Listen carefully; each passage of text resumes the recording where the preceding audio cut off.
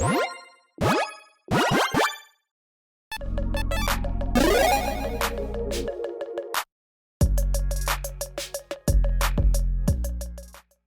everyone, Mitch coming from the Commander's Core Studio. Welcome to the show. So, I'm excited. Are you excited? Yep, that's right. It is time for tier rankings.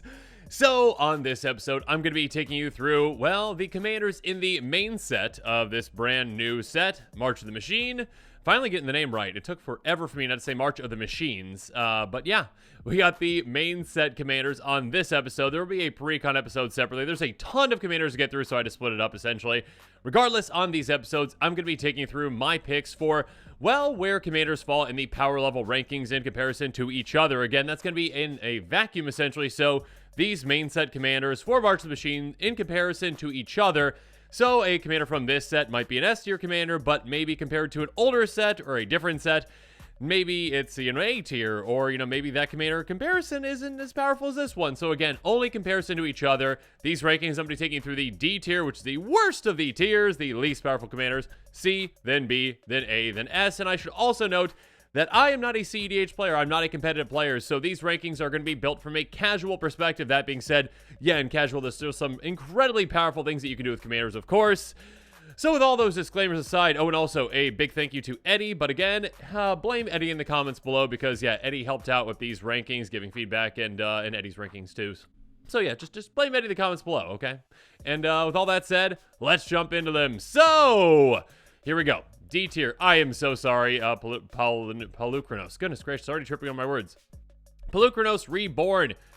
You are a D tier commander. A 4/5 Hydra with Reach that costs green. So yeah, I mean, if you gave this commander to someone 20 years ago, you're like, hey, look, it's a 3-mana 4/5. They'd be like, oh my goodness, what in the world? The most powerful thing ever. On top of that, you can transform it, and it flips over to Palukranos Engine of Ruin, a 6/6 Reach lifelink. When it or another non-token Hydra you control dies, you make a 3/3 green-white Phyrexian Hydra creature token with Reach and a 3/3 green-white Phyrexian Hydra creature token with lifelink. Kind of like a Wormcoil engine-ish. It's a decent amount of mana to flip it. There are just, in all honesty, a lot of other powerful commanders in the set. So, yeah, I'm very sorry, Palukranos. You're pretty interesting. Again, there's interesting things you can go about. You can go Hydra Tribal, essentially, right? And, yeah, if you maybe have some sacrifice outlets, you can sacrifice your Hydras when you need to get more, tokens. I will say that, if one of them wasn't Reach and it was Death Touch, like, Wormcoil Legend is, that would be probably up a power level at least. Yeah, so that's a bit different. But yeah, unfortunately, Palukranos, I'm trying to find you on the screen here. Where are you? Oh, my goodness. Where are you? I'm already stumbling. There we go.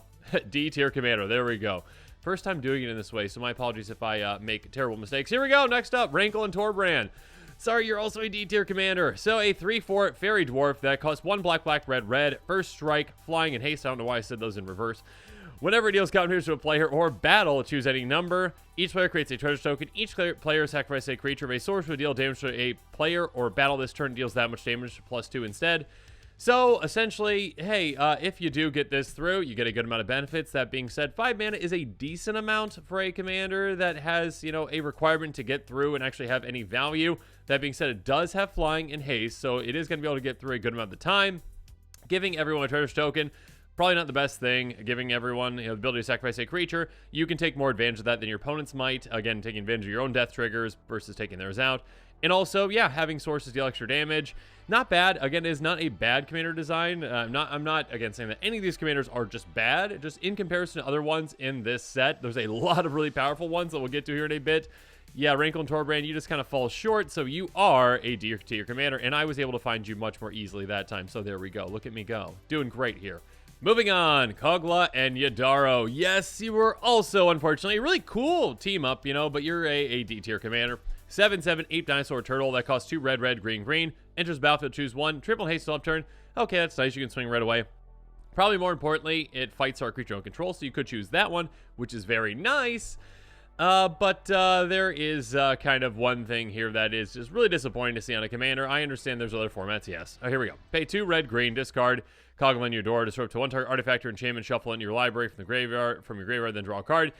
Yeah, you're not really going to be doing that, most likely, in a commander game. Yeah, in other formats, sure, you can draw into it and do that. This, when you hit the bounce back to your hand for this effect, that's kind of a lot to do. And then also, shuffling in your library is probably not something you ever really want to do with your commander, essentially, for the vast majority of commanders out there. So, yeah, Kogla and Udaro, overall, yeah, there's some ways to take advantage of that fighting. But yeah, in comparison to other commanders, you are a D-tier commander. And if my calculations are correct, the last D-tier commander. So, with all that said, let's move on to the C-tier commanders. And again, these are going to be commanders that, of course, not the bottom of the barrel, not those D-tier commanders, but also, yeah, not quite even the middle of the road. So let's start off with Borboringos and Fibbleflip. Yeah, I'm really excited about this commander. It's a really cool commander.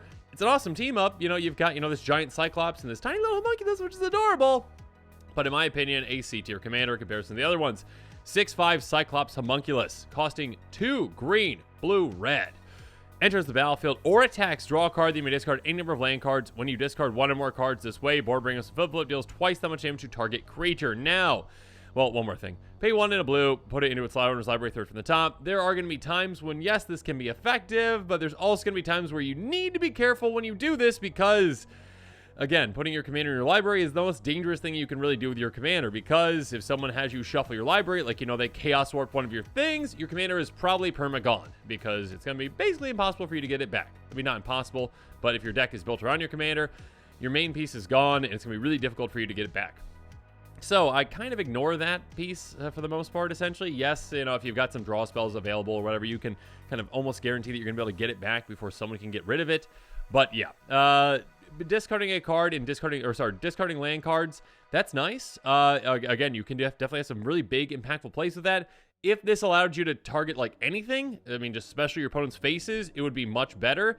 There are ways to hit your opponent still, like, through a stuffy doll or, brash taunter, etc., etc. You do need a little bit of setup to make that work, though. It is an interesting commander. It's an exciting commander, but in comparison to other ones, in my opinion, and I just accidentally hit another one, you'll see here in a second, Borboringos and Fibbleflip, you are a C-tier commander. If I could find you. There you are. There you go. Okay, and you might have already seen the preview of the next one. Here we go. Glissa, Herald of Predation. Excellently, went over that one. Here we go. 3/5 Phyrexian Zombie Elf. That it costs 3 black and a green. At the beginning of combat of your turn, choose 1. Incubate 2 twice, which means you get 2 little incubate tokens that you can turn to Phyrexians for 2 mana. And they come into play with 2 counters on them. Transform all incubator tokens you control. And Phyrexians you control gain first strike and death touch on the turn. So this one, essentially, you're probably just going to build up an incubate army, and then eventually you're going to transform all them, and then, yeah, you can also, at some point, give them first strike and death touch. That's nice. It does take a little while to actually build that up. And yeah, when it comes to this, yeah, you can, do Phyrexian Tribal. There's a good amount of good Phyrexians out there. Overall, it is an interesting commander. It is one that can be effective. It is one that does take some time to build up again its effectiveness, though. Just in comparison to some of the other commanders, I'm just going to keep saying that, it just falls short in my opinion. So it is a C-tier commander, at least in my opinion again. Next up, though, we've got Sirach and Goreclaw. Yeah, they are both back there teamed up, and it's just kind of spicy because you got, Sirach with the, punching a bear, and then you've got, the bear punching a human in certain, like, fight cards out there. And now they're, like, teaming up. They're like, yeah, we'll punch the Phyrexians together. 6/5 Trampling Human Bear. They cost 4 green. Other creatures you control trample. Whenever the non-token creature is battlefield under control, get a counter on it. It gains haste until end of turn. So, yeah, giving your creatures haste and trample is very effective. And also, there can be some counter synergies in there, too. Again, especially things with, like, Hardened Scales, Doubling Season, etc., etc. And proliferating, too. Being able to get more counters on your creatures can be great. That being said, there are just some effects out there that definitely outclass this. There are definitely some commanders out there that are, well, more mana efficient and yeah, just hit harder. So yeah, this one is interesting, is nice. 6 mana though, monocolored commander that doesn't really just heavily impact. I mean, it can impact things, but not like heavily impact things in a way that really pushes it above the C tier. It is actually, again, in my opinion, a C tier commander. And so let's find them real quick in the list. And where are you? There you are. C tier. All right. Moving on. Let's go to the next one. Yargle and Multani. I am so sorry, Yargle. I am so sorry, Yargle. I absolutely love you. You are fantastic. Multani, you're nice too. But I love this combination. The flavor text is amazing. But again, that is the only text on this card. 18/6 Frog Spirit Elemental. They cost 3 black, and a green. And it is a vanilla commander. So there are some exciting things that you can do this. Of course, there's a lot of ways that you can take advantage of, greatest power effects. So again, just having a commander that has 18 power is inherently really cool and really fun. And also, it can be a one-shot KO quite easily. Again, just takes 3 more power to take any player out with one shot. That being said, when it comes to hasty effects, there are only so many ways to actually give this haste and kind of surprisingly take players out. Players are going to have removal kind of held up for this, or at least they should, essentially. So yeah, you're going to have to kind of build up a good amount of ways to protect this. You're going to have to build up a good amount of ways to get this through, and then again, ways to actually just, take players out one at a time. So again, 6 mana is a decent amount for a commander, especially for one that is vanilla. 18 power is a ton, but again, overall, in comparison to the other commanders in the set, I'm so sorry, Yargle, and I guess Multani as well. You are a C-tier commander. So there you go. All right, moving on. We have moved up to the B tier. We have leveled up B tier. So these are the middle of the road commanders. Again, ones that are, well, not the bottom of the barrel, not even the level above the bottom of the barrel. They are middle of the road. They are not quite the more powerful commanders in the set, but they're not the worst. They are in the middle, hence B tier. So first up is Rona, Herald of Invasion. This one is quite spicy. I really like it a lot. Whenever you cast a legendary spell, untap it, tap, draw a card, and discard a card. A 1/3 human wizard for 1 in the blue. This one, you can get down early. You can get a lot of value out of. Again, fantastic card selection that you can actually turn into card advantage in many ways. And of course, again, repeatable because you can just do legendary tribal essentially in a way, get a lot of other low to the ground legendary cards essentially, and yeah, cast them, untap this, get more effects again, and there's other ways to take advantage of this. Also, on the back set, if you want to flip it, Rona, Tolarian Obliterator, 5/5, trample. Whenever a source deals damage to Rona, Tolarian Obliterator, that source's control exiles a card from their hand at random. If it's a land card, put on the battlefield under your control. Otherwise, you may cast it paying its mana cost. There are ways, of course, to take advantage of this. Force your opponent's creatures to block, maybe block your opponent's creatures. Force your own damage on Rona. There are ways to take advantage of this. I personally would be building around the front side. Regardless, overall, with all of these things taken into account, in comparison to other commanders in the set, definitely a middle-of-the-road commander, in my opinion. So, Rona, you are a B-tier commander. Thank you for being our first one. I appreciate you stepping up to the challenge. Next up, another modal dual-face commander. MDFC. Ayar, Widow of the Realm, a 3/3 elf noble that has tap, sacrifice another creature or artifact. Ayar is going to deal X damage to target opponent or battle, and you gain X life for X's sacrifice permanent mana value.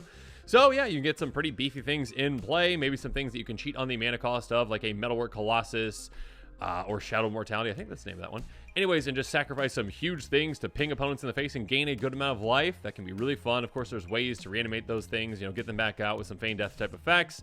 There's also a backside commander as well. Again, 5 in a Phyrexian red. Transform it, activate only as a sorcery. Turns into Ayara, Furnace Queen. At the beginning of combat, your turn to 1 target artifact, creature card from your grave of the battlefield. It gains haste, exile at the beginning of the next end step. This one is a good kind of repeatable way to get things back out. You do need to get to combat. You actually get that effect, obviously. But yeah, of course, there are ways that you can try to protect it as well. I personally would probably focus again on one side or the other. I'd focus on the front side. Regardless, with both sides together, yeah, still, in my opinion, a B-tier commander. A really spicy B-tier commander, but again, a B-tier commander that I have found in the list, and there you go. So, moving on to our third B-tier commander, we got Baral and Karizev. A 2/4 human with first strike menace that costs 1 blue and a red, so a pretty low to the ground commander. Whenever you cast your first instant or sorcery spell each turn, you may cast a spell of lesser mana value that shares a card type with it from your hand without paying its mana cost. If you don't, create First Mate Ragavan, a legendary 2/1 red monkey pirate token.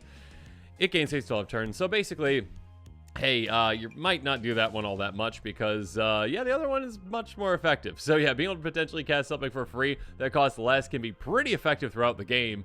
And yeah, if you can protect your commander, you can get a lot of value out of this. You can also do some very spicy things again, like, casting maybe some 0 mana spells. I always forget the name of it. Inevitable Betrayal. I don't know why that one always escapes me. I always just kind of panic right there. Inevitable Betrayal, basically, like a bribery, but for free, essentially. So you can cast some things that you wouldn't be able to cast otherwise. And yeah, you can have some pretty explosive plays with this and some pretty exciting ones. Again, extra value on every single player's turn, potentially. Yeah, it can be a really good commander. One that, again, is though a middle of the road commander, because again, there were some really powerful commanders in the set. I feel like this one would be a step above, and some of these other ones would be a step above in other sets, but this set had a lot of really powerful ones. So again, Baral and Karizev, my apologies, but you are a B tier commander, if I could find you. There we go. All right, moving on to the next one. We've got Errant Ingiata. Errant Ingiata is a 2/3 flash flying human angel that costs 1 white and a blue. You may look at the top card of your library anytime. You may cast spells with flash or flying from the top of your library. So, quite spicy, quite fun. And yeah, basically, hey, the top of your library is now an extension of your hand. Your library is kind of like an extension of your hand because, of course, you can have ways to maybe mill yourself to say, oh, that card on top, I don't exactly need it. I'll tap my Codex Shredder to mill that card off. Oh, now, cool. The card with flash or flying. I can now utilize that again. It's an extension of your hand. It's kind of like additional card draw, essentially, in a way. And again, there's a lot of effective creatures, especially with flying, a lot of good creatures with flash as well that you can take advantage of. Overall, a pretty middle-of-the-road commander, one that can give you a lot of card advantage throughout the game. But again, there are other commanders that just simply outclass it. A really fun commander you can build in a couple different ways. Again, flash tribal, flying tribal, angel tribal, all the above. It can be a good commander. But again, Errant Ninjata, a B tier commander. Here we go. Next up, Jor-El, Voice of Zhalfir. Now, this one, I kind of waffled back and forth on where to actually put this, because I believe this one is actually the Buy a Box promo, which is kind of like main set, but also kind of not, and it's not really pre-con, so, it's in here. Regardless, Jor-El, Voice of Zhalfir, a 3/3 human druid for 2 green and a blue. At the beginning of combat on your turn, up to 1 target land you control becomes an XX green and blue bird creature token with flying, with haste. With flying and haste on turn. X is the number of cards in your hand. It's solely land. Whenever a land creature you control goes counter to a player, draw a card. This one is good. It is a good creature. Of course, you can take advantage of maybe other land creatures that you can make.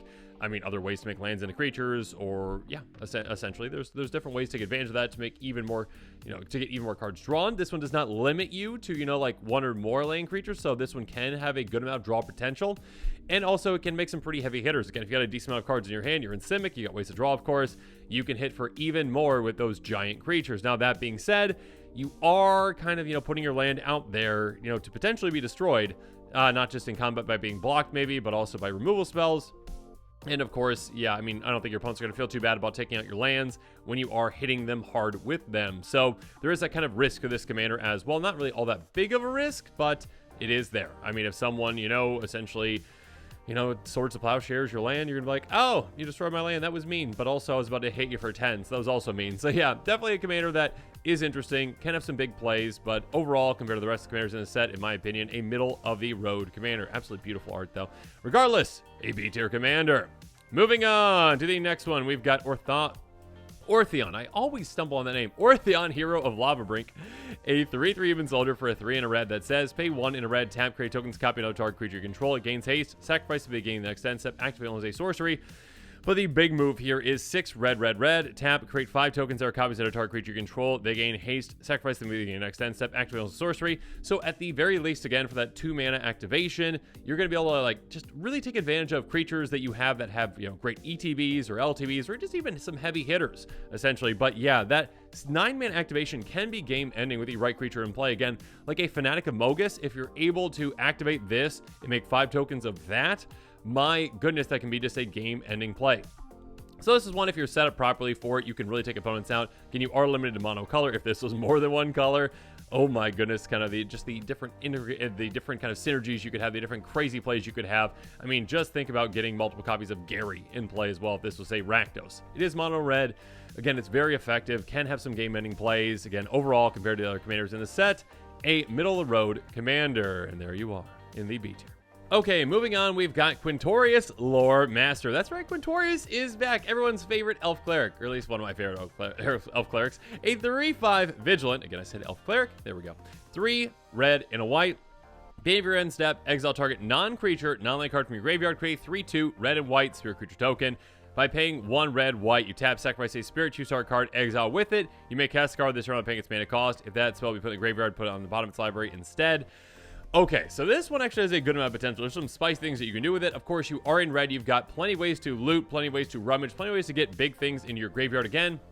This one will not focus heavily on creatures, though, because you can't cheat creatures out with this. Essentially, you're going to be cheating out probably big other permanents, and there's plenty of other great other permanents you can get.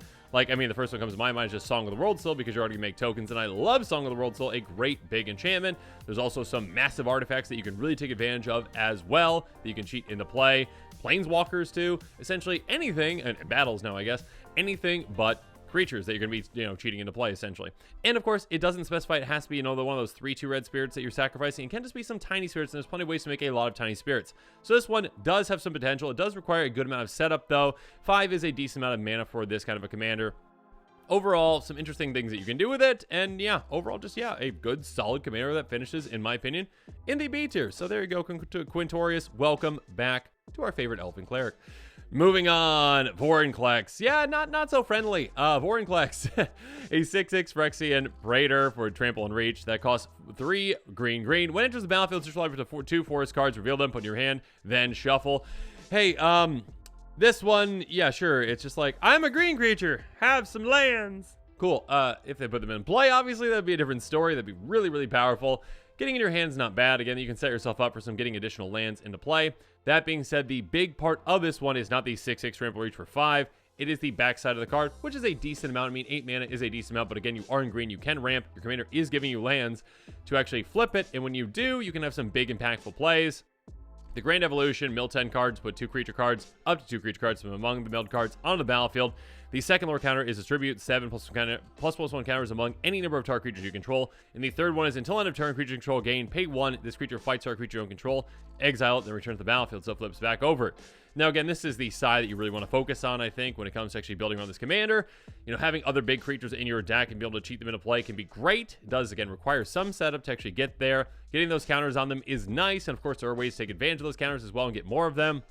The big part, though, is that last part. Hey, basically, your giant creatures are now just going to be able to, you pay 1 and you take out, essentially, a lot of your opponent's creatures. So this can just be a great way to fight again and again and again. And of course, there are certain creatures that actually want to get hit, maybe creatures that have enrage. So this commander does require a good amount of setup. There is a little bit of luck involved in it too, unless you have ways to set the top of your library, which you can, of course. But sometimes if you don't set your library, you might just whiff and not really hit anything all that big. Other times you might hit everything big, which will be great. But yeah, overall, kind of, lackluster for a Phyrexian Praetor, especially in comparison to some of the other ones. So Vorinclex, don't hurt me, please. You are a B tier commander. Okay, next up, let's move down to Ghalta and Mavrin, another giant creature. My goodness. Again, you show like this 12/12 for 7 mana to someone from 20 years ago, they'd be like, what? The best creature of all time? And yeah, again, in this list, just finishing in the B tier. That just shows you the power level of some of these commanders. A 12/12 dinosaur vampire, because that's the thing that has trample. That costs 3 green, white. Whenever you attack, choose 1, create tapped and attacking XX green dinosaur creature token with trample or XD grace power among other attacking creatures, or create X11 white vampire creature tokens with lifelink or X the number of other attacking creatures. So with this one, you kind of, you can go both ways. You can go tall and wide. There are definitely ways to do that. I mean, like Cathar's Crusade could help out with that. But you kind of want to pick one or the other. That being said, also, again, this is only counting the grace power among another creature you control. So you need another big creature in play to really take advantage of that one. You also need a token army, essentially, to take advantage of the other one. But once that kind of gets built up, you can really keep going with that one, especially. Giving this haste would definitely be a great thing. Again, in these colors, there aren't too many ways to give haste. It is a heavy hitter in itself. It can be a 2-shot KO with double strike and other kinds of things. There's a lot of good things that you can do with it. 7 mana is a lot. Overall, a good commander, a solid commander, one that can get out of control at a certain point. But overall, in comparison to other commanders, a B tier commander, middle of the road. Don't trample me, Ghalta, please. Anyways, moving on. We've got, well, another tier, because we're going to move on to the A tier commanders now. And yeah, these are not quite the top of the top, the cream of the crop, but they are above the middle tier commanders. They are above those, just average, everyday commanders for this set. And we're going to start things off with an absolutely gross one. Oh my goodness. Drana and Linvala. 3/4 Vampire Angel with Flying and Vigilance that costs 1 white, and a black. Activated abilities of creatures' bonus control can't be activated. Rude. Mean. But even meaner because, hey, Drana and Linvala has all activated abilities of all creatures' bonus control. You may spend mana as lower mana of any color to activate those abilities. So first up, this is a massive hate bear effect. There are a lot of creatures out there that have a lot of powerful activated abilities, and now this has all of them. And then your opponent's commanders, some of them which depend on their activated abilities, can't use them. And you know what? You get them. So again, this is a massive hate bear effect that is, again, pretty low to the ground overall for what it is. Again, a 3/4 flyer that has those effects for 4 mana. Yeah, this is going to be pretty brutal. And of course, you're in colors that give you access to all the other great hate bear effects, essentially. Not all of them, but many of them. The probably best 2 colors for hate bear effects. Absolutely crazy, absolutely brutal, absolutely mean. And yeah, when built in that kind of direction, yeah, you can do some terribly, awfully powerful things and brutal things with this one. So starting off the A tier, yeah, Drana and Linvala, you are definitely a commander that I fear. Oh my goodness, absolutely you do. Don't hurt my Garth. Anyways, moving on. Heliod the Radiant Dawn. A 4/4 legendary enchantment creature god that costs 2 white. When it enters the battlefield, return target enchantment card that isn't a god from your graveyard to your hand. So if this was just the front of the card and that was it, I mean, if this was just the actual card in total, it'd probably be a D tier commander because that's pretty awful. No offense. I mean, getting enchantment back's not bad, but not great. The thing that makes this an A tier commander, though, is flipping it over. Pay 3 in a Phyrexian blue, transform it. Again, some of these transform effects have like other requirements. This one has no other requirement. This is just, hey, transform it. And Heliod, the Warped Eclipse, is gross. Is absolutely gross. I mean, this thing is just disgusting. This might be an S tier commander if this was the front side of the card, or the only side of the card, essentially, and it was like very low to the ground. Not low to the ground, I guess, but even if it was like 4 or 5 mana, it might be an S tier commander. Here we go. 4/6 Phyrexian God. You may cast spells as though they had flash. Spells you cast cost 1 less to cast for each card your opponents have drawn this turn. Okay, Vedalken Ori as a commander, essentially. Yes, it's the backside. You got to get set up a little bit for it, but still. Vedalken Ori, essentially, as a commander, casts things whenever you want. On top of that, hey, when your opponents draw cards, your spells get cheaper. And of course, it is incredibly easy for you to force opponents to draw cards because you have access to blue. One wheel effect, essentially, is going to make it so that all your cards cost next to nothing. I mean, their generic costs are going to be gone. If you've got, artifacts essentially you're focusing on that don't have any, colored pips in them, you're just going to be getting spell after spell after spell for free. Yeah, this can just be absolutely massive, gross. Again, wheels. Yeah, you can do some really disgusting things. And of course, you can take advantage of your wheels even more and maybe make it so your opponents don't get to draw extra cards off those wheels too. So you can shut your opponents down with this too. Yeah, some gross things that can be done with this. Again, if this side of the commander was just the entire commander, it would probably be an S tier commander. But yeah, you've got to actually get it down and then flip it. So it does cost a good amount of mana and setup to do that, but still, gross, absolutely gross. Vedalken Ori, free spell commander. Yeah, Heliod, you are definitely an A tier commander. Moving on, Inga and Essica. This one's a really cool commander with probably the coolest art of the set, in my opinion. Absolutely love that. Just, I would love to hear kind of the pitch on this. Okay, like, yeah, we want cats pulling a chariot, which is flying on a rainbow. Cool. Awesome. Inga and Essica, though, a 4/4 human god for 2 green and a blue. Creatures control vigilance and tap add 1 mana of any color. Spend this mana only to cast a creature spell. And whenever you cast a creature spell, if 3 or more mana from creatures are spent to cast it, draw a card. So I love those limitations on this card. This is great. If it didn't have the limitations, it would probably be an S tier commander and it would be gross and mean. But there are those limitations, which is nice. So first up, spend this mana only to cast a creature spell. That is nice because it does restrict you to be very specific on kind of what you're going to focus your deck on. Mostly creatures, which is great. And yeah, being able to basically make all your creatures into mana dorks is a really cool thing. You can take advantage, of course, creature token production and that kind of stuff as well. Like a Hornet Queen comes into play, makes more tokens. Yeah, you can tap for a lot. Also, I like that requirement, though, of whenever you cast a creature spell, if 3 or more mana were spent to cast it, again, from creatures, draw a card. So, yes, you can draw some cards with this. You can draw a good amount of cards with this. You need to be casting creatures with creatures, though. And again, this doesn't just benefit if you cast, say, a Land of War Elves, because, hey, that only costs 1 mana, and you can't spend 3 mana to cast it. Unless your opponents have a way to make your thing cost more. But regardless, that's probably not going to happen. So, yeah, essentially, again, with these requirements, again, this is a very good commander. One that can give you mana, one that can give you card draw. There are those limitations, though, which does hold it back just enough, I think, to make it into an A tier commander, which, again, I like this design. I like these limitations on this one. You're a really cool commander, again, really cool art. Inga and Essica, congratulations on making it to the A tier. Next up, though, Thalia and the Gitrog monster. Yeah, they are back, and they are also kind of brutal. A 4/4 human frog, the horror that has first strike and death touch that costs 1 white, black, green. You may play additional land on each of your turns. Creatures and non-basic lands your opponents control enter the battlefield tapped. Whenever it attacks, sacrifice creature or land, then draw a card. So this is a lot for you. First up, additional land each of your turns. That's really nice. Again, just basically free ramp. As long as you get the lands in your hand, free ramp, essentially, which is nice. The second one, again, creatures and non-basic lands your opponents control into the battlefield tap. That definitely will slow them down. Again, if they got any non-basics that they would like to come into play, like even Evolving Wilds, you can't sacrifice that yet. You got to sacrifice on your next turn. Can really slow your opponents down. And the creatures coming into play allows you to actually get through with your creatures, which is nice too. Especially when you're going to be attacking with this one. And again, first strike and death touch is nice because, yeah, you can not completely, freely swing out with this one and not worry about it. But if your opponents have, only 4 creatures and none of them indestructible or, regeneration, I guess regeneration would matter anyways. But yeah, if they don't have indestructible, you're going to swing out because you can just assign 1 point of damage each creature that blocks it to take them out. So yeah, an interesting commander, one that, again, can be effective. Again, it helps you, it hurts your opponents. It's a really good commander. It's just not quite, in my opinion, yet up to the S tier. So, Thalia and the Gitrog monster, you are an A tier commander. Joining you in the A tier, though, is going to be a commander that is quite spicy. Jeru and Hazoret. I mean, a lot of these are spicy, but here we go. 5/4 human god that costs 2 red and a white. As long as you've got 1 or fewer cards in hand, it has vigilance and haste. So, hey, if you don't have many cards in your hand, great. Being able to swing right away and also swing vigilantly is very nice, especially when you have an attack trigger like this. Whenever it attacks, leave the top 6 cards of your library. You can exile a legendary creature card from among them, put the rest of the bottom of your library in a random order. Till end of turn, you may cast the exile card without paying its mana cost. Yeah, this one is quite spicy again. Legendary Tribal, essentially be able to get things off the top of your library and directly into play. That can be very powerful. Again, top 6 gives you enough to probably hit at least one that you can pick from, essentially. Again, if you go heavy enough into Legendary Creature Tribal, probably having, 30 plus legendary creatures in your deck, you can do a lot of exciting things. Again, the more you put in your deck, the more likely you're to hit them. Of course, you've got ways potentially to, get extra combats, do a lot of exciting things. Overall, a very spicy, very effective commander, one that is very powerful once you're set up properly and get things going.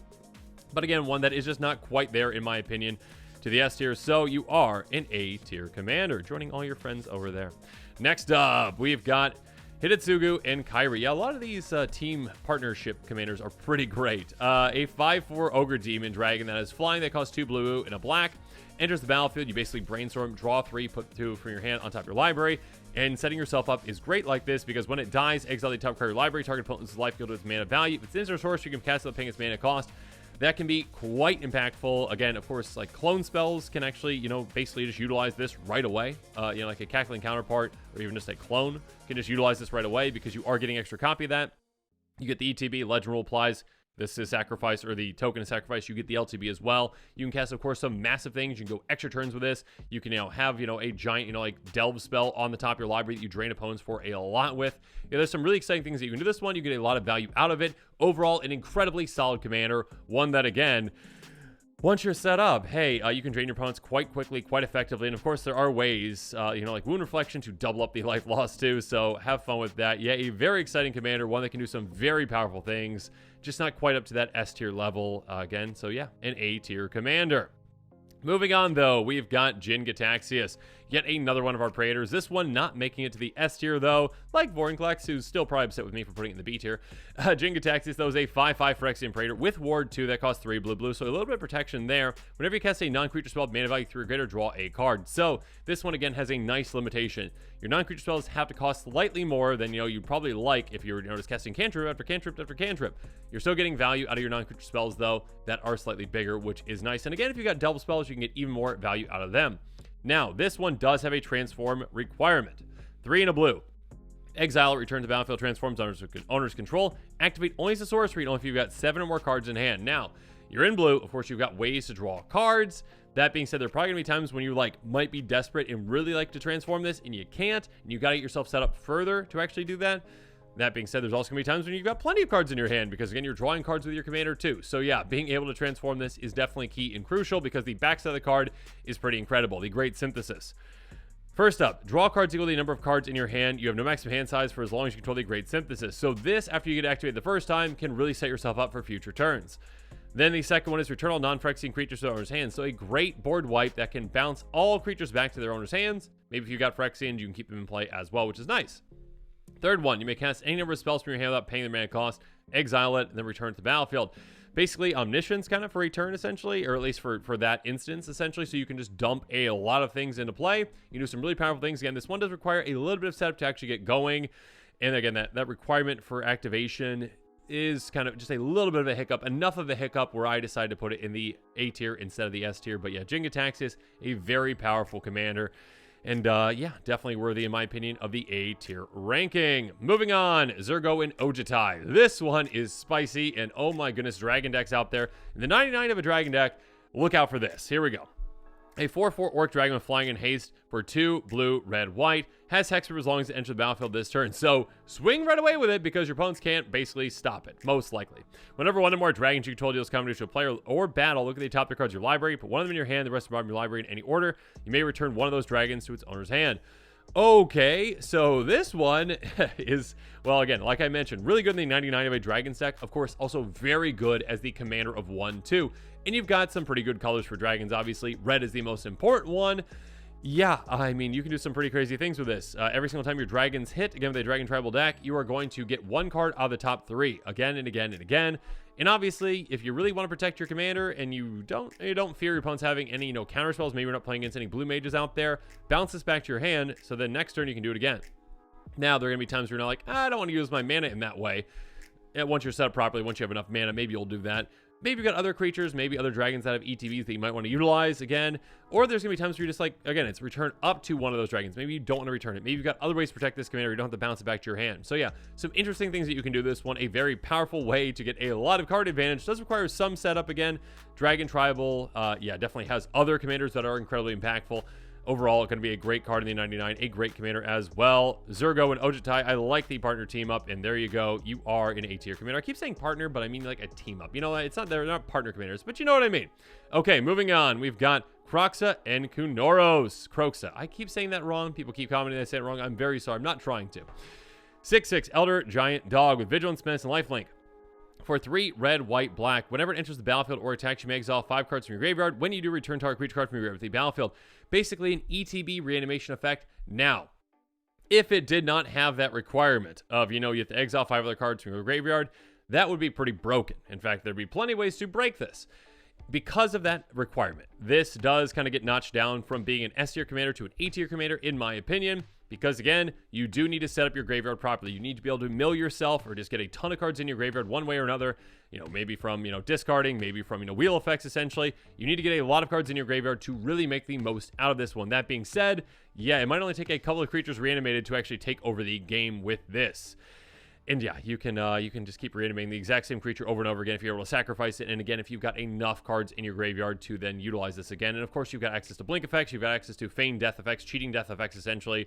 Some clone spells as well. So you can really take advantage of that ETB in many ways. So again, in my opinion, without that restriction, it would probably be an S-tier commander. Luckily, it has that restriction. And therefore, you are an A-tier commander. Yeah, that would have been really scary without that. Okay, the final commander, I believe, yes, of the A tier is going to be Atali Primal Conqueror. And this is one I think a lot of players out there are really excited about. And yes, it's incredibly powerful. A 7/7 Elder Dinosaur with Trample for 7 mana in total. So that's a good amount. 5 red, red.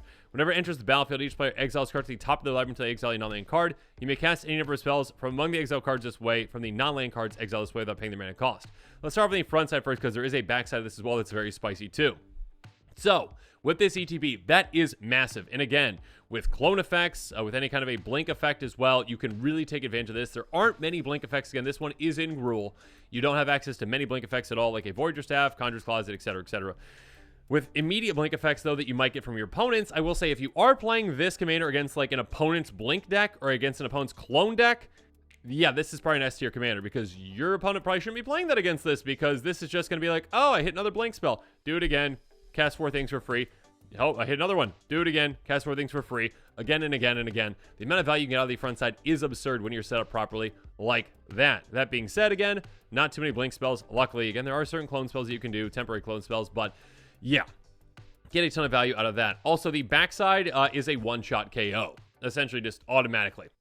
If it hits. A 11/11 Trampling Indestructible Phyrexian Elder Dinosaur. Whenever it deals combat to a player, they get that many poison counters. So kind of like Infect, essentially, in a little bit. But yeah, if you're able to, you know, make this unblockable, get it through an opponent, they're gone. If you give it double strike and hit for enough on an opponent, they're gone. I mean, you don't even need to get double strike, right? But like double strike, trampling over creatures, most likely going to be able to do it for you, essentially. You just need 10 poison counters on an opponent. So again, the front side's incredibly deadly. The back side's incredibly deadly. Yeah, you're going to have the mana because you are in green to be able to ramp and, you know, to get to that point. If you really want to flip it, you can. Yeah, this is just a very powerful commander. One that, if it wasn't for its mana cost, or, you know, if it wasn't for its color identity, if it had access to more blink effects, yeah, this would be an S-tier commander. But alas, overall, in comparison to other ones, it is our very last A-tier commander, if I can put it in there. Here we go. So now we are moving on to the final tier, the S tier, the cream of the crop, the best commanders out there from this set. And we've got some really heavy hitters, in fact, 5 of them. So let's jump into them, starting off with Zamon and Dina, a Sultai commander that is absolutely, well, incredible and awesome, and I really like the design. 3/4 Human Dryad for black, green, blue. Whenever you draw your second card each turn, target opponent loses 2 life and you gain 2 life. So a nice limiting effect here, okay? This is just second card each turn. You can get it on your opponent's turns as well. But again, if you're drawing 40 cards in a turn, you don't drain any further. It's not like, you know, Psychosis Crawler in that way. Tap, sacrifice another creature, draw a card. You may put a land card from your hand on the battlefield tap. If you control 8 or more lands, repeat this process once. So this is kind of like a Sky Shroud Ranger in a way, as a commander in combination kind of with like a Tatiova-ish, essentially. There is that sacrifice creature requirement, but of course, there are plenty of landfall synergies that you can utilize with this, like, you know, like Spore Mound or Rampaging Baloffs to actually make creature tokens. And of course, You can take advantage of creatures like a sad robot maybe that actually want to be sacrificed that can also get you lands into play. And getting to that 8 land requirement is, of course, incredibly easy to do with this color combination with this commander. Get more and more lands into play, repeat this process. You are limited to, having lands in your hand to actually, take advantage of that. But of course, you can build your deck in a way, or even just utilize cards like Abundance, which can guarantee that you're drawing into more lands. So there's a lot of powerful things with this, a lot of powerful landfall synergies. Yeah, throw Yark in the deck to, double up your landfall synergies as well, like a Panharmonicon essentially. Yeah, absolutely incredible commander. One that, again, gives you card advantage, gives you ramp essentially. Yeah, gives you a sacrifice outlet again, which you can take advantage of. And a lot of landfall synergies that you can really utilize with this one. So yeah, in my opinion, Zimonandina, again, a low to the ground, very exciting commander. You are an S tier commander, our very first one, so congratulations. Next up, Elish Norn. Okay, gross. Yeah, Elish Norn is back, potentially for the last time. Maybe, we'll see. 3/5 Vigilant Phyrexian Praetor for 2 white. Whenever a source of opponent controls deals damage to you or a permanent you control, that source controller loses 2 life unless they pay 1. Okay, there's a lot of scenarios where this can apply. Hey, yeah, if you hit me or my permanents, you're going to take some damage, or a loss of life essentially. 1 is not a lot to pay, but when you add that up for all the things you might pay for, it's a ton. Again, are you going to pay the 1? Are you going to pay the 1? It's going to get annoying, and it's going to be pretty brutal. So if your opponents attack you, they've got to calculate that out and be like, can I even pay for that? Or am I okay taking 2 life essentially for every single instance of damage that I'm dealing to my opponents? And of course, there's certain weird ways you can actually force damage from opponents too. When it comes to blocking your opponents, when it comes to blocking your own things as well, your opponents have to really make that decision as well. So yeah, there's some gross things you can do with the front side. The back side, though, even more gross. 2 in a white, sacrifice 3 other creatures. That's a low requirement in comparison to some others. You're going to have ways to get creatures out. You're going to have ways to make tokens. You can sacrifice a few. That's fine. Exile Elish Norn, return to the battlefield, transform those control, activate as a sorcery. Turns into the Argent Etchings. Here we go. First lore counter, incubate 2/5 times and transform all incubator tokens you control. So this one sets yourself up in the future essentially for those sacrifices, because this does give you creature tokens essentially. Again, basically 10 power across 5 bodies. Second lore counter, creature control, get +1, gain double strike until end of turn. So now all your creatures, including those ones you just made, now hit twice as hard and get +1. So again, actually, well, more than twice as hard essentially, right? So your army of, 5 creatures you just made now are each going to be hitting for 3 times 2. That is 6 each. That is a lot of damage. And again, that's not even counting any other creatures you might have in play. The last one, though, and this is what really puts the commander over the top: destroy all other permanents except for artifacts, lands, and Phyrexians, exile, return to the battlefield. This can be a one-sided board wipe, and again, a repeatable one that can benefit you again and again and again. Get rid of your opponent's creatures and utilize your own, essentially, or keep your own around.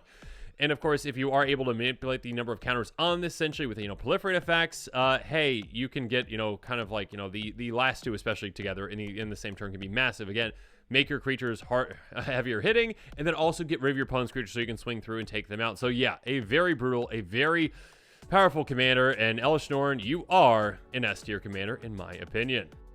Moving on, we've got Urabrask. Urabrask finally made it. Oh my goodness, the other Urabrasks have been pretty lackluster. This one, though, finally got good. Urabrask, a 4/4 Phyrexian Praetor with first strike. They cost 2 red. Whenever you cast a sorcery spell, deals 1 damage to target opponent, add red. First up, that is incredible. Basically, all your spells now, all your instant sorceries, I should say, are rituals. They all give you a red mana. And yeah, if you've got a lot of low-to-the-ground spells, many of them are actually just giving you your mana back. Again, you cast like an Expedite, draw a card, and get mana back, essentially, whatever you put into it. So you can chain spell after spell after spell, and yeah, keep pinging your opponents. Of course, there are ways to take advantage of that damage too. Double up that damage. There are ways to essentially, gain life from that damage if you give Urabrask lifelink. Yeah, you can actually, make triple the damage now too, like Fire Emancipation or, City on Fire. Gross. There's a lot of things you can do with that. There's a lot of other ways to take advantage of casting and sorceries. And of course, yeah, you're going to be able to cast a lot in a single turn. So pay a red, exile, return to the battlefield, transform owner's control, activate as a sorcery, and all of you cast 3 or instant sorceries this turn. Very easy requirement for you to meet. And yeah, you can very easily do that and hurt your opponents quite a bit with this. So yeah, transforming this is going to be absolutely no big deal. And flipping it over to the backside, you're going to have the Great Work. The first lore counter deals 3 damage to target opponent, each creature they control. Again, if you've got damage doubling or damage tripling effects, that can be even more painful for that opponent and probably take their entire army out. At the very least, you can take out medium-sized and smaller creatures with this. Second one, create 3 treasure tokens. So again, just ramps you essentially. I mean, temporary ramp, but still. Great setup for the third lore counter. Until end of turn, you may cast instant sorcery spells from any graveyard. If a spell casts this way upon a graveyard, exile instead. Exile the Great Work, return to the battlefield. basically, hey, you get access to everyone's graveyard. I love that. It is absolutely incredible. Of course, you can recast your own things, kind of like a Past in Flames, essentially. Recast your own things, but recast anyone's things, essentially, from their graveyards, too. So, yeah, a lot of exciting plays can be made with this. A very powerful effect. And again, it's just going to flip back over, and then you get to ping your opponents further, because, again, this is just until end of turn. So you can cast all the spells again, reflip it. Again, you can have ways to manipulate the number of counters on this. You can do some really exciting, very explosive plays with this one. I am so happy Urbrask finally made it. Finally made it to the S tier. A great commander. Congratulations, Urbrask. It's been a long time coming, and I'm glad that you finally made it. Next up, Omnath, Locus of All. Yeah, Omnath is back and angry and evil now. A 4/4 Phyrexian Elemental that costs, well, Wooburg, but the black mana symbol is a Phyrexian black, so you can actually cast this for just 4 mana and 2 life. It says if you lose unspent mana, that mana becomes black instead. So this is a mana storage, essentially, for you. Kind of like a crew fix, essentially. Basically like a mana bank, but instead of turning it colorless, it turns it black. So you can utilize that, obviously, you know, to fix mana. Beginning of your pre-combat main phase, look at the top card of your library. May reveal that card if it has 3 or more colored mana symbols in its cost. If you do, add 3 mana, any combination of its colors, and put it in your hand. If you don't reveal it, put it in your hand. Okay, so free mana, and then also free card advantage too. Okay, so yeah, again, building a deck, again, like a multicolored tribal deck around this 5-color commander that gives you access to everything. That also allows you to save your mana, gives you mana, and gives you card advantage. Yeah, there's some really powerful things that you can do with this. Again, saving up a ton of mana, essentially, you know, utilizing like Wilderness Reclamation, Seedborn Muses to just, you know, add more and more mana into this mana pool, essentially. And then utilizing all that, you know, for, well, to protect it, first of all, some protection spells, because your opponents might really try to take it out. But yeah, but then utilizing that for some massive X spells. I mean, I could just, you know, see like a giant Villainous Wealth, which is a great 3-mana spell, or 3-color spell. Yeah, a lot of really exciting, really powerful plays can be had with this one. Overall, again, gives you mana, gives you card advantage, gives you access to all the colors, and yeah, allows you to store mana. In my opinion, Omnath, you are evil, but you are also now an S-tier commander. Finally, though, let's move on to the very last commander, and if you're keeping track of them, Shieldred is here. Shield is here once again. 4/5 Phyrexian Praetor with Menace that costs 3 black. When it enters the battlefield, each opponent sacrifices a non-token creature or planeswalker, pay 4 and a black, exile, return to the battlefield, transform under owner's control, activate only say sorcery, and only if an opponent has 8 or more cards in their graveyard. Now, I will mention that this is a decent requirement, okay? Like Jin-Gitaxias, this is more of a decent requirement than, say, Urbrask, which is pretty easy to meet, right? Or Elishnorn, just getting a couple creature tokens in play. That being said, Shieldred can easily help you get there, right? Because it does have a great ETB to help you sacrifice or force opponents to sacrifice creatures or planeswalkers. You also, of course, have other ways you're in black to make opponents sacrifice things. You've got other ways to mill your opponents. You've got other ways to get cards in their graveyard, make them discard cards. You've got plenty of ways to utilize your opponent's graveyards effectively. Or should I say, fill them effectively. And then also, again, this ETB is one that you can really use and abuse. Even just on the front side of this commander, this is a pretty powerful ETB. Again, they can't sacrifice tokens. So they are not allowed to sacrifice, again, like, you know, just kind of fodder, essentially. They have to sacrifice decent creatures or, you know, planeswalkers. And you can actually use and abuse this pretty easily in mono black and give those feigned death type effects, those, you know, cheating death type effects. So you can just wipe out your opponent's creatures, and when you're doing so, again, you're filling their graveyards. And when you flip this, it can be a game-ending play. Thus, we have the True Scriptures. For each opponent, destroy up to 1 target creature or planeswalker the player controls. So you destroy even more things. On top of that, each opponent discards 3 cards, then mills 3 cards. So put 6 more cards into their graveyard. And then the third lore counter is put all creature cards from all graveyards on the battlefield under control, exile the True Scriptures, then return to the battlefield. So basically, Return of the Dark or Rise of the Dark Realms. Basically, just get all the creatures out of all the graveyards, and they're all yours. And there you go. That counts all the creatures you took out, you know, with the ETB. Take out all the creatures, you know, with the, you know, the True Scriptures first lore counter, the creatures that they discard, the creatures they milled, everything. Every one of their creatures are going to be yours. And yeah, usually just with one of these, that can win you the game, essentially, especially if you had a way to give them haste, you know, like a Crashing Drawbridge or whatnot. But yeah, even if not, some of the ETBs might just help you win the game there too. But if you do have to flip it again, you can. Again, when it comes back into play, flipped, if your opponent had any creatures left, they're going to be sacrificed as well, or at least one of them is. And then, yeah, you're probably set up the next time again if, you know, they milled or discarded any lands or, you know, non-creatures that you're getting out, essentially. You're going to be able to then just flip this again and then go through it again. And then, you know, reanimate any other creatures that get in there too. So, yeah, a pretty brutal commander. One that I think is incredibly effective. Again, probably just takes 1 flip to actually win the game. And, of course, you are in black. There are plenty of proliferate effects. You can proliferate to get to that last trigger quite quickly, quite easily, quite effectively. Shieldred, you are brutal. You are effective, and you are, in my opinion, an S-tier commander. And yeah, that's the entire list. So yeah, hope you enjoyed this episode. Let me know what your thoughts are on it in the comments below. Let me know where you think I messed up. What shouldn't be in the S tier? What should be in the B tier? What should be in the what tiers would you have for your commanders? What ones did I really mess up on? Which ones am I overrating? Which ones am I underrating? All the different questions. What is your favorite commander for the set as well? Make sure you're checking out my Golden Pig episode on that too. But yeah, make sure you comment below. Let me know what your thoughts are. And of course, as always, thanks again and have a good one. This show and episodes like this one are possible thanks to viewers like you. If you're looking for an easy way to help support this show, make sure that you like, share, and subscribe. Also, hit that bell notification icon so you don't miss any new episodes. You can also go check out our playmats and other merchandise at thecommandersquarters.com. We also have a ton of brand new t-shirt designs in stock, so make sure you check out those as well. Another easy way to support this show is with our TCG player affiliate links. So whether you're buying a deck or individual cards, you can use this general link right here or one in the description. And the final way that you can support this show is by supporting us directly by becoming a patron. There are many benefits to being a patron, and I truly couldn't do this without all of their support.